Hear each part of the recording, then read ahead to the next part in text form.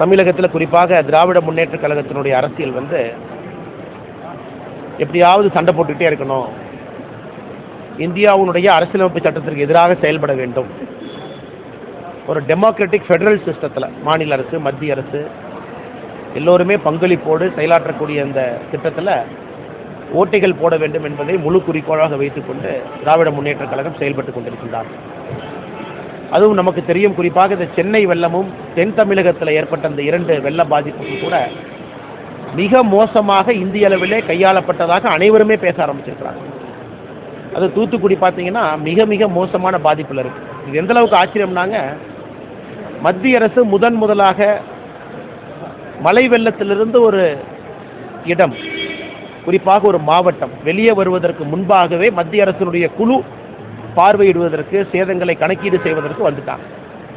20ஆம் தேதி மத்திய அரசினுடைய இன்டர் மினிஸ்ட்ரியல் டீம், அதாவது எல்லா மினிஸ்ட்ரி இருக்கக்கூடிய கம்பைன்டு டீம் 20ஆம் தேதியிலிருந்து களத்தில் வந்து பார்க்குறாங்க. 20, 21, 22 சேதம் எஸ்டிமேட்டு எந்த அளவுக்கு நடந்திருக்கு, பாலங்கள் ரோடு எந்த அளவுக்கு வாஷ் அவுட் ஆகிருக்கு. அதில் ஆச்சரியம் என்னென்னா, இந்திய அரசில் முதலாக பார்க்குற ஒரு இன்டர் மினிஸ்ட்ரியல் டீம் வந்த பிறகு மாநிலத்தினுடைய முதலமைச்சர் அந்த பகுதிக்கு போகிறாங்க. 20ஆம் தேதியிலிருந்து மத்திய அரசினுடைய இன்டர் மினிஸ்ட்ரியல் டீம் தென் தமிழகத்தில் இருக்காங்க. ஆனால் நம்முடைய மாநில முதலமைச்சர் 21ஆம் தேதி போகிறாங்க. கிட்டத்தட்ட 4-5 நாட்கள் கழித்து அந்த பகுதிக்கு போகிறாங்க. இந்த ஒரு விஷயமே நமக்கு சொல்லும் எந்த அளவுக்கு ஒரு அக்கறையின்மை, அலட்சியத்தன்மை, எதையுமே பொருட்படுத்தாமல் ஒரு முதலமைச்சர் அவர்கள், குறிப்பாக திராவிட முன்னேற்ற கழகத்தினுடைய ஆட்சி செயல்பட்டு கொண்டிருக்கிறது என்பதற்கு இதைவிட ஒரு பெரிய உதாரணம் சொல்ல முடியாது. இன்டர் மினிஸ்ட்ரியல் டீம் வந்த பிறகு முதலமைச்சர் அந்த இடத்துக்கு போகிறாங்க. இன்றைக்கி அதையெல்லாம் தாண்டி இன்றைக்கி அடுத்து இவர்கள் நிவாரண பணியில் கவனம் செலுத்தாமல், அது முதலமைச்சர்லேருந்து அவருடைய மகன்லேருந்து அமைச்சர்லேருந்து நிவாரண பணியில் கவனம் செலுத்தாமல் இவருடைய கவனம் முழுவதுமே எப்படி மத்திய அரசை வம்புக்கு இழுப்பது என்பதை தான் முழு கவனமாக வைத்திருக்கிறார்கள். இன்றைக்கி நமக்கு தெரியும், இந்தியாவை பொறுத்தவரை சுதந்திரத்திற்கு பிறகு எந்த ஒரு பேரிடரையும் கூட தேசிய பேரிடர் என்கின்ற பெயரை நம்ம கொடுக்கலைங்க. நேஷனல் கெலாமிட்டின்னு எதுக்குமே கொடுக்கல. தமிழகத்தில் வந்த சுனாமிக்கோ, ஒரிசா ஆந்திராவில் இதற்கு முன்னாடி வந்த கோரமான சைக்ளோன் பாதிப்போ, இந்தியாவில் எந்த பகுதியும் கூட புஜ்ஜி எர்த்குவேக்காக இருக்கட்டும் குஜராத்தில், நேஷனல் கெலாமிட்டி என்கின்ற வார்த்தை, தேசிய பேரிடர் என்கின்ற வார்த்தையை நம்ம யாருமே பயன்படுத்தலை, எந்த ஆட்சியிலையும் பயன்படுத்தலை. காரணம், பயன்படுத்துவதற்கான சட்டமோ பயன்படுத்துவதற்கான குறிப்போ ஒரு நாமோ இதுவரை இருந்தது கிடையாது. ஸோ தேசிய பேரிடர் என்கின்ற வார்த்தை மத்திய அரசு பயன்படுத்த போவது கிடையாது. காரணம், அது பயன்படுத்துவதற்கான முகாந்திரம் இல்லை, காரணம் அதற்கான சட்டம் இல்லை. ஆனால் ஒரு பேரிடரில் என்ன உதவி செய்ய வேண்டுமோ அனைத்தையுமே மத்திய அரசு செய்வதற்கு தயாராக இருக்கிறது. 2 நாட்களுக்கு முன்பு தமிழகத்தினுடைய மக்கள் சார்பாக, பாரதிய ஜனதா கட்சி சார்பாக நம்முடைய மத்திய இணையமைச்சர் அண்ணன் முருகன் அவர்கள், நானும் நம்முடைய இணை பொறுப்பாளர் அவர்களும் நம்முடைய நிர்மலா சீதாராமன் அவர்கள் நிதியமைச்சரை சந்தித்து கிட்டத்தட்ட 1 மணி நேரம் மிக விஸ்தீரமாக தென் தமிழகத்தினுடைய பாதிப்பு என்ன, எந்த அளவுக்கு சேதம் ஏற்பட்டிருக்கிறது, குறிப்பாக விவசாய சேதம் எப்படி, வீடுகளுடைய சேதம் எப்படி, எல்லாரையுமே ஒரு ஃபோட்டோவை எடுத்துகிட்டு போய் மேடமுக்கு ஒரு பெரிய ஒரு புக்லெட்டாக போட்டு கொடுக்கும். அதை நம்முடைய மத்திய நிதியமைச்சர் அவர்கள் மிக விவரமாக கேட்டுக்கிட்டாங்க. அதன் பிறகு நீங்கள் பார்த்துருப்பீங்க, பத்திரிகையாளர் சந்திப்பில் கூட பேசியிருக்காங்க. அதனால் நம்மை பொறுத்தவரை மத்திய அரசு தமிழக மக்களுக்கு என்ன உதவி செய்ய வேண்டுமோ அது விரைவில் வரும் என்கின்ற நம்பிக்கை எங்களுக்கு இருக்குது. மிக மிக விரைவில் வரும் என்கின்ற நம்பிக்கை எங்களுக்கு இருக்குது. நீங்கள் செய்தி பார்த்துருப்பீங்க, நாளை மறுநாள் நிதியமைச்சர் அவர்கள் தூத்துக்குடியில் இருக்காங்க. மத்திய அரசு சார்பாக நிதியமைச்சர் அவர்கள் நிர்மலா சீதாராமன் அவர்கள் தூத்துக்குடியில் செவ்வாய்க்கிழமை அன்னைக்கு இருக்கிறாங்க. தூத்துக்குடி முழுவதும் சென்று பார்க்க இருக்கிறாங்க. அவர்களும் நேரடியாக இந்த சேதத்தை எப்படி, எந்த அளவுக்கு சேதம் நடந்திருக்குது என்பதை அவர்கள் நேரடியாக கணக்கீடு செய்யவும் வர்றாங்க.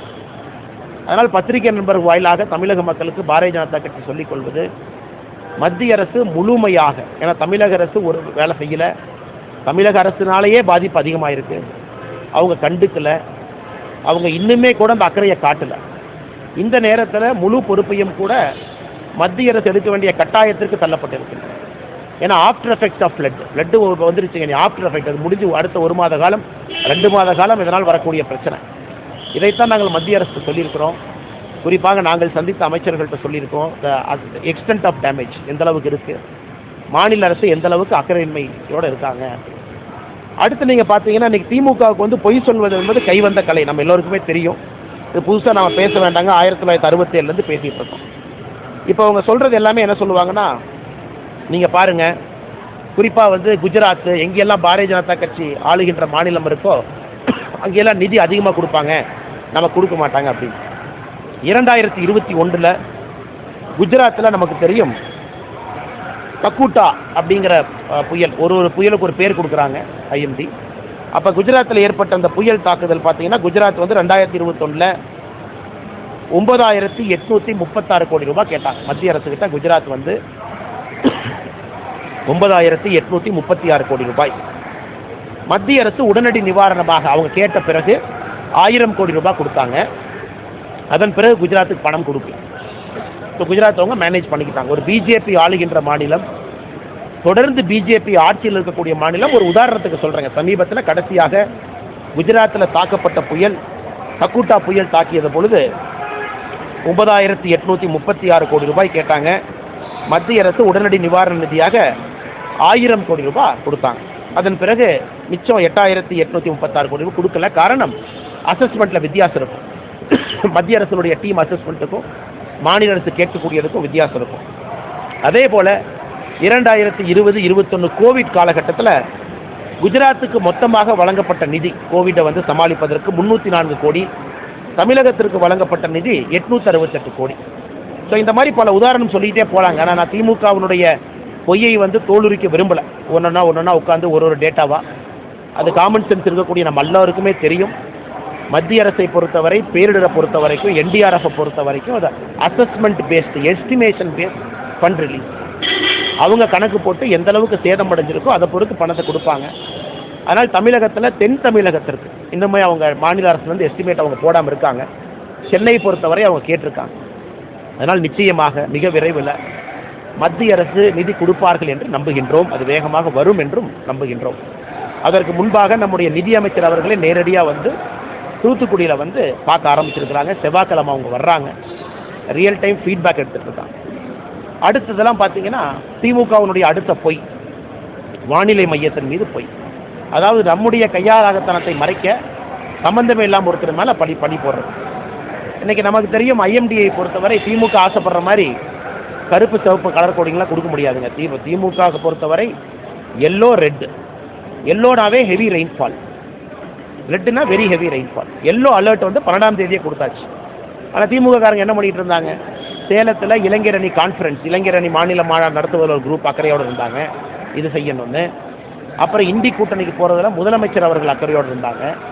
கூட்டணிக்கு போயிட்டு போகிற போக்கில் சரி பிரதமரும் இங்கே இருக்கார், இதே ஊரில் இருக்கார், டெல்லி வந்துட்டோம், பிரதமர்கிட்ட ஒரு அப்பாயின்மெண்ட் கேட்டு வைப்போம்னு சொல்லிட்டு போகிற போக்கில் ஒரு அப்பாயின்மெண்ட் கேட்டு பிரதமரையும் பார்த்துட்டு வந்தாங்க.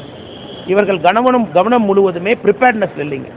கவனம் முழுவதுமே அந்த Chennai formula four racing circuit, சேலத்தில் இளைஞர் அணி மாநில மாநாடு திமுகவோடது, அதே போல் இந்தி கூட்டணி, கவனம் முழுவதுமே அங்கே இருந்துச்சு. எல்லோ ரெயின்ஃபால், எல்லோ அலர்ட் கொடுத்தாவே, ஹெவி ரெயின்ஃபால் கொடுத்தாவே அன்றைக்கு அனைவருக்குமே தெரியும், it has got a potential to become red alert. அது ரெட்டாக மாறுவதற்கான எல்லா சாத்தியக்கூறுகளும் இருக்குன்னு தெரிஞ்சும் ஹெவி ரெயின்ஃபாலுக்கான எல்லா ப்ரிகாஷனரி மெஷரும் எடுக்கல. இது அட்வான்ஸாக கொடுக்கப்பட்ட வார்த்தை. அதன் பிறகு ரெட் அலர்ட்டாக அது கொடுத்தாங்க. இப்போ திமுக சொல்வது போல் இல்லை, எங்களுக்கு ஒரு மாதத்துக்கு முன்னாடியே சொல்லணும், ஒரு வாரத்துக்கு முன்னாடியே சொல்லணும், நீங்கள் சொன்னால் தான் நாங்கள் வந்து இளைஞர் அணி மாநில மாநாட்டை ஒத்தி வச்சுட்டு டெல்லி போகிறதெல்லாம் ஒத்தி வச்சுட்டு நாங்கள்லாம் இங்கேருந்து அங்கே கிளம்பி போக முடியும். இந்தளவுக்கு அபத்தமான ஒரு ஆர்கியூமெண்ட்டை யாருமே இந்திய அரசியலில் பார்த்ததில்லை.